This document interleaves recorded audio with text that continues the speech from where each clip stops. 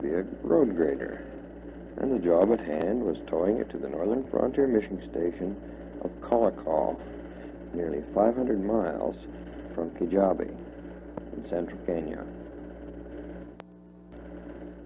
Thorough checkover, we were ready to leave with its different types of missionary work and head northwest on the main highway past Mount Longonot in the Rift Valley.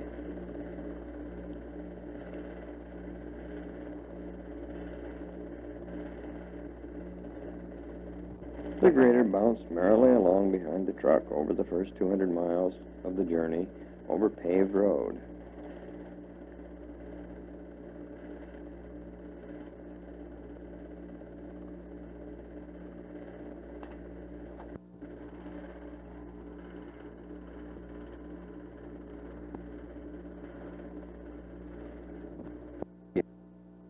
The country changed. There had been less European influence here. The sign says turn left from where we are going to Lodwar, 179 miles. And what 179 miles. It has more to the foot than any other road in Kenya, and that's saying something.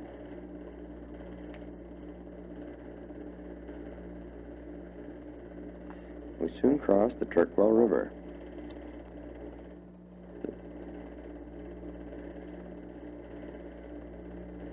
This is the tribal area of the Pokot people. Soon we were passing through desert scrub with many odd-shaped rock formations in the distance. This part of the road goes through Uganda.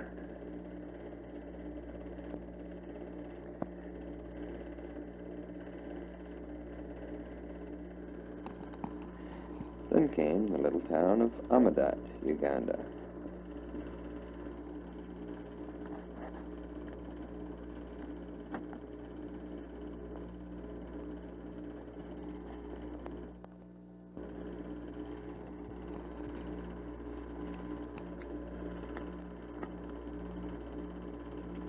Here and there we had to cross the nearly dry river beds without the help of a bridge.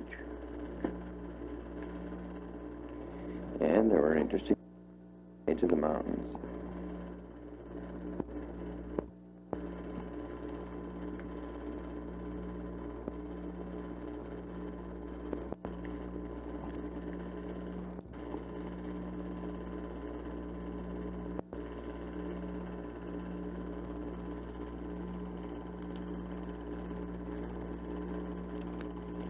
At the bottom of the mountain it was hotter and more desert-like. The termites of the area built huge mounds of earth, nearly as hard as cement. The highest thing in the countryside.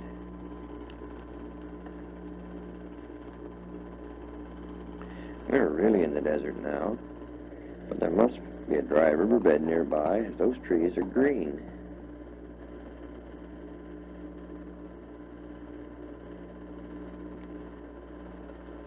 Those beasts of the desert, camels, are around. These belong to some of the local tribesmen. There are no wild camels in Kenya.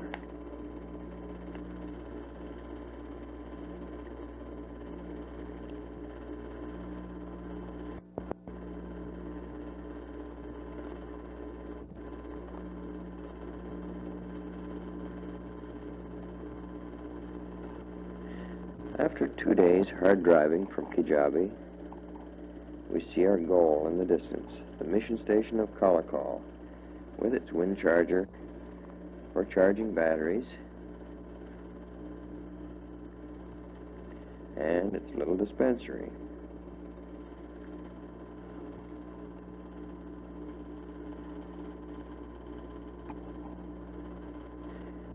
Nurse Lynn Pick is in charge of the work, was in charge of the work when we were there, and she spent her mornings busy with a line of patients, checking and talking things over with who can help her.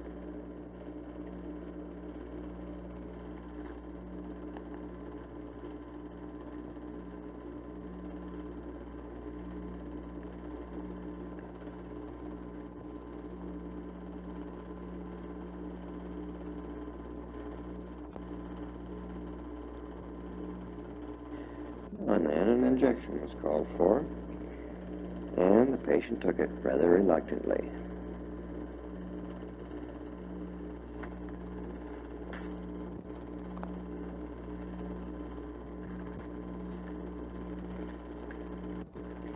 These twins were brought in each day for their ration of milk and vitamins. These two little fellows had an advanced case of malnutrition when they first were brought in, but through daily care they came along to health and strength.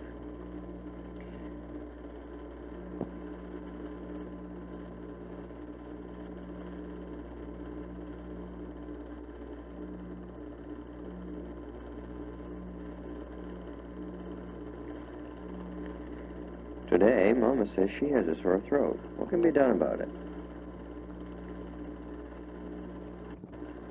Another mother ties her baby onto her back for the long walk home. Another morning finished, and Lane goes home to lunch across the sand.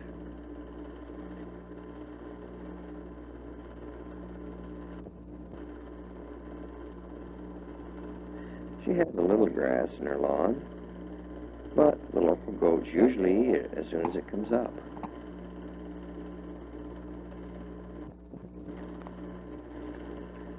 A new inpatient hospital was being built and is now in operation. The blocks that are being used were made right on the site. And, of course, everywhere you must have a few sidewalk superintendents.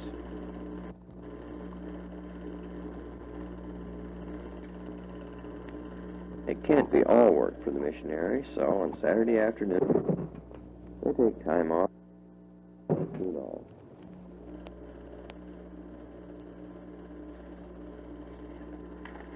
As we left the shore, a flock of flamingos went the other way.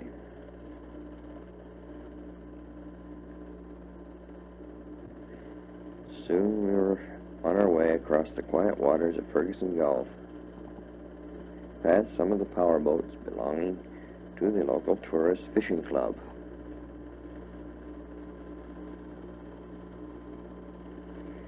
Then we were out onto the unprotected lake, with our destination, Central Island, straight ahead.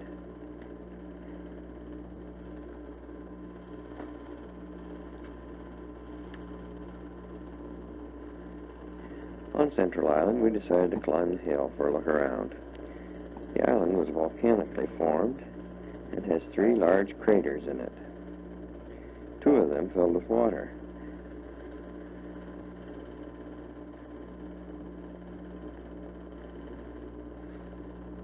It's pretty rough.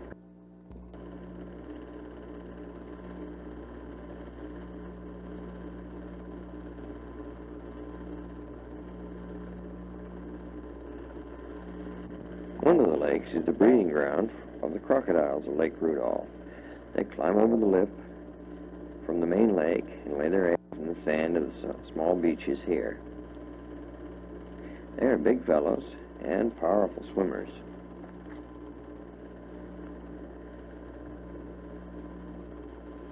It's time to leave the island now, so it's back to work to try out the road grader. The main use of the road grader here is to clear the drifting sand from the roads. It seems to be doing a pretty good job.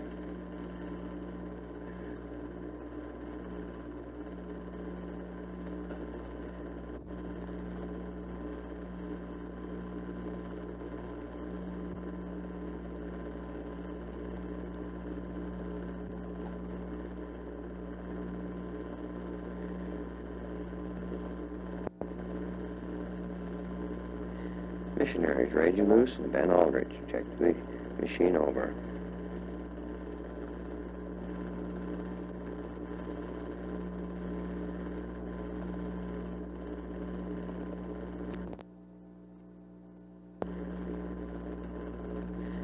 It's time to leave Kalokol now.